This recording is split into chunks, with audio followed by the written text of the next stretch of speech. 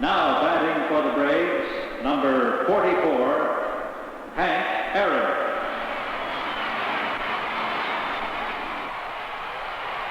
During the first 100 years of baseball, only 8 players preceded Hank Aaron into the exclusive 3,000 hit club. In fact, Aaron became the first major league player in history to compile both 3,000 hits and 500 home runs. His talent is one of magnificent understatement. He doesn't fly out from under his cap, and buttons don't pop off his shirt when he swings. His reputation has been built strictly on his accomplishments. Accomplishments so awesome that many people call him the greatest right-handed hitter of modern times. His niche in the Hall of Fame is assured right there with Babe Ruth, Ty Cobb, and Stan Musial. Nobody could be more qualified to teach the art of hitting a baseball. What do you say, Hank? I think the first thing, in order for you to be a good hitter, you have to make a great selection of bats. You got to make sure that the one that you pick out feels good to you. For instance, this is the bat that I use, and it may not feel good to you, but why don't you pick one up there and see how it feels to you? Okay, well, I think the next thing, Greg, is that I have awful large hands, so I can't use a real thin handle bat. I use a large handle bat.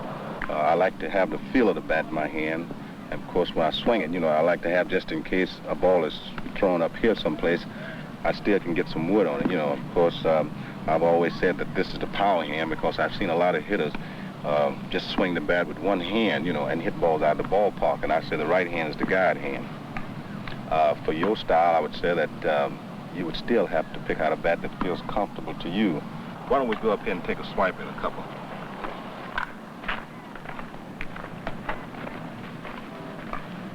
Are you comfortable?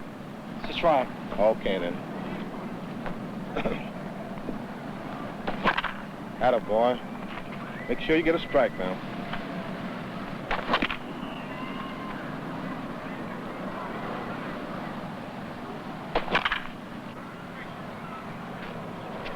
Fine, Greg. You have some beautiful swings. Now, let me try and explain to you something about the grip of the bat.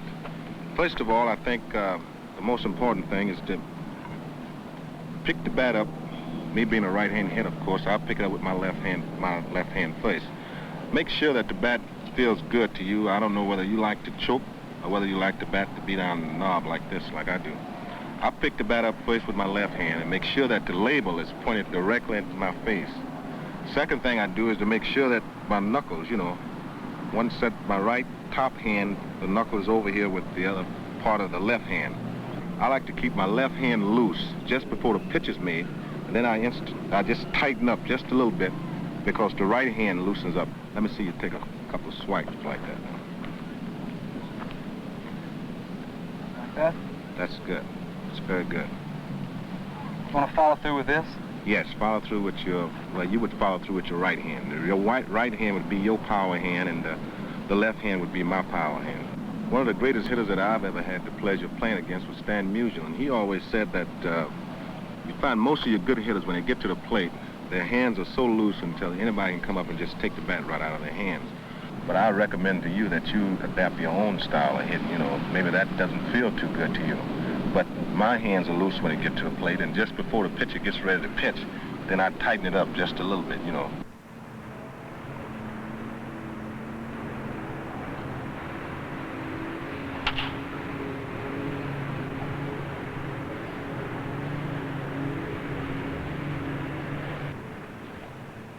Let's talk about the stance, Greg. There's 3 basic types of stance. One is the medium closed stance like this, and the other one is the open stance like this, and then one is the real closed stance like this.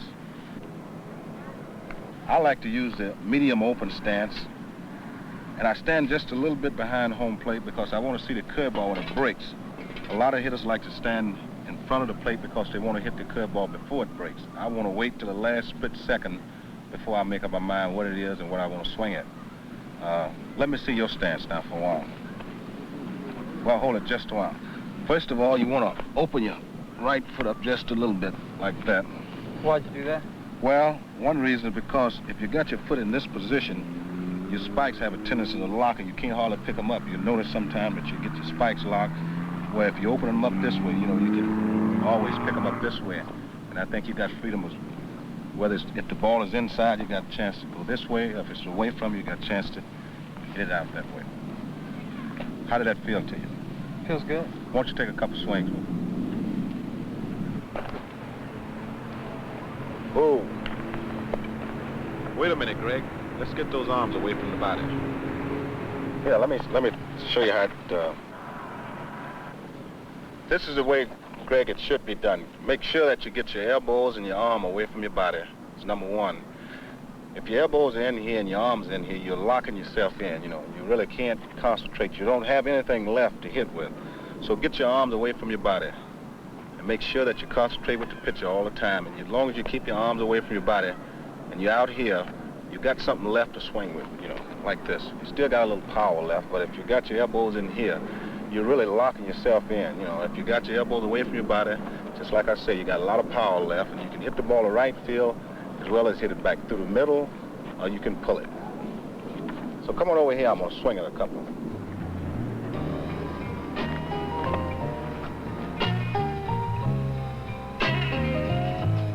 Wait right here, Greg. I'm going over and hit a few.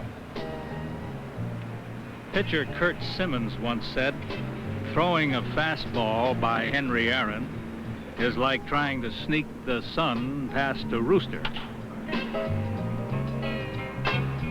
In order to be a good hitter, I think you got to be an aggressive hitter. And what I mean by aggressiveness, I mean that you got to attack the ball. You can't wait for the ball to get right on you. You got to go out and get the ball, and I mean by making a proper stride, looking for the fastball at all times, and being able to hit the curveball just in case the fastball doesn't come. Now, some pitchers like, for instance, Koufax, for years, you just had to look for the fastball off him and hope that he didn't throw you the curveball, because 9 times out of 10, you couldn't even handle it anyway. In order to be a good hitter, you got to be an aggressive hitter, and you can't be lazy with your body nor your arms. Another important thing about hitting is control of the upper body. Make sure that your shoulders are straight, directly aimed at the pitcher's right shoulder or left shoulder, whichever side you hit on. Former Braves manager Billy Hitchcock once made this observation about Aaron. Everyone talks about his great wrists, but I say his greatest asset is his patience. He will take 2 pitches down the middle while waiting for the pitch he wants. Knowing your strike zone is very important, I think, and also being a patient hitter. I, for one, like to go up sometime, especially if I don't know a pitcher. I like to know what he throws. I like to know what his best pitch is. I want to know if he'd like to throw the slider, curveball for a strike, or whether he want to throw a change-up for a strike.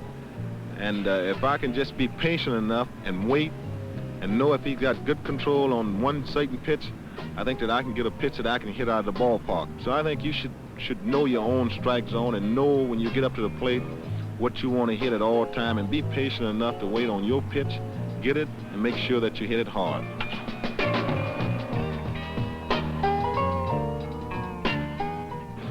On the inside pitch, I think it's very, very important that you get your hips out of the way.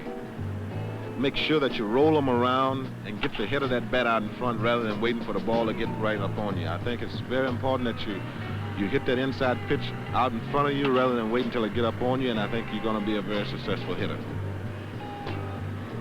On the outside pitch, I think you got to do just the opposite. I think you can't have no roll in the hips, but of course the arms have to be extended. I think this is very important. I think you got to be able to hit the ball to right field. If you have no roll in your hips, you can hit the ball to right field with a lot of power. Hitting a high pitch is very, very important. I think one thing you have to remember that you can't have no upper swing in your bat whatsoever. I think you got to have mostly a level swing. Here again, I think that you have to keep your arms away from your body and make sure that you're getting the head of that bat out in front so the ball will carry quite a distance for you.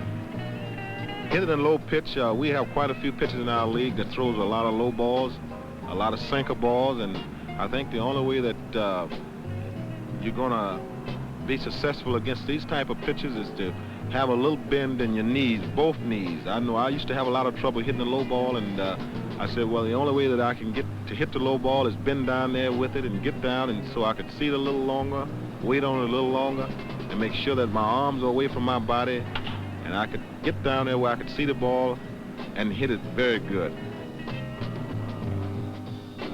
I don't think any of us can take enough batting practice. I think one thing that we always have to remember is to work on our weakness. I can go up in the batting cage and I can probably hit 10 out of 12 balls out of the ballpark, but I haven't accomplished anything during the game because I want to make sure that I get my eye on the ball, make sure that I'm hitting the ball to right field, left field, or center field, or back down through the middle. And in order to do this, I think batting practice is very, very important. And I think every one of us should work on our weakness rather than work on our strong points. Okay, Greg, let's go back to work.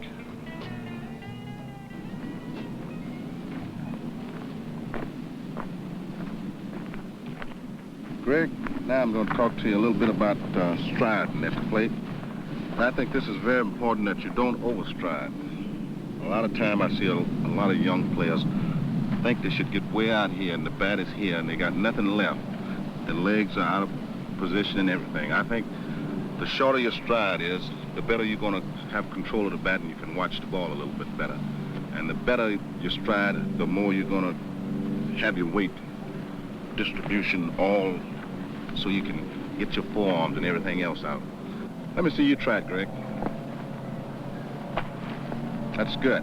I'll tell you a good way that you can not know, you're knowing that you're not overstriding. Why don't you take and draw a line here? Try to make sure that your spike is right in that line when you stride. Now try it again. And I think you're going to find that to be very comfortable to you because if you stride, you're not overstriding. I think you're going to keep your shoulders in there, you know. But if you're way out here, you're going to have a tendency of your weight back on your back foot, the bat's dropping, your shoulders up in the air.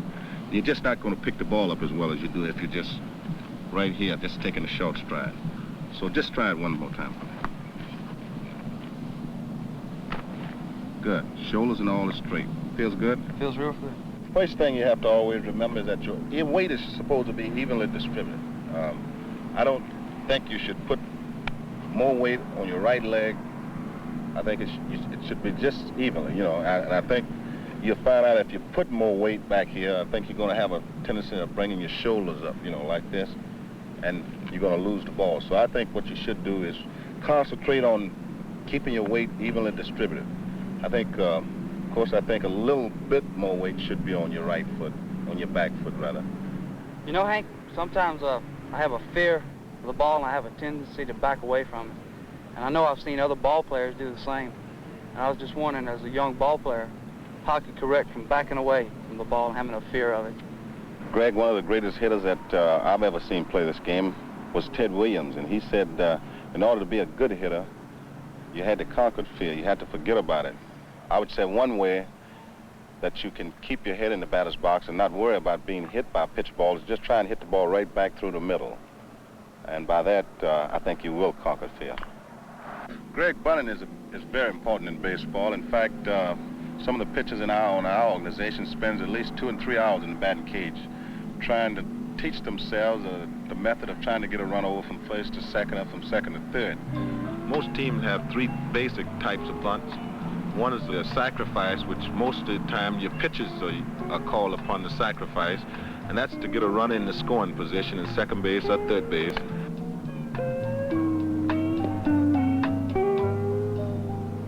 Now, the drag bunt is a bunt whereby if you catch the third baseman, if you're a right-hand hitter and you want to try and beat out a base hit, if your team is 2 or 3 runs behind, you want to try and start a rally.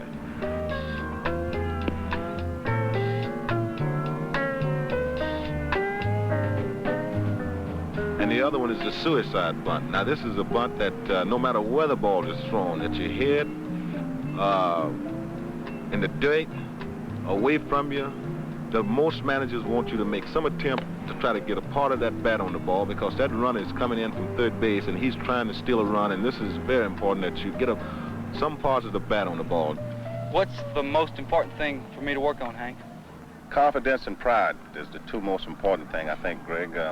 I think you got to have a lot of confidence in yourself. You got to believe that you can play big league baseball. You got to believe that you can hit each time you get to the plate.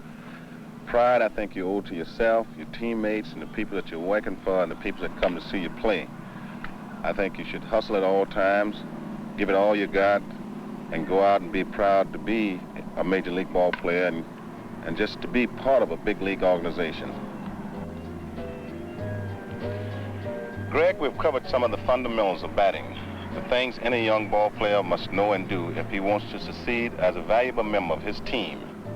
But there's something even more important that you must have, and it comes first. That's desire. Regardless of what you want to do with your life, the desire to become the best must be so strong that you are willing to accept the disciplines that desire demands. How about it? Are you ready? I'm ready, Hank. Okay, it's your turn in the box.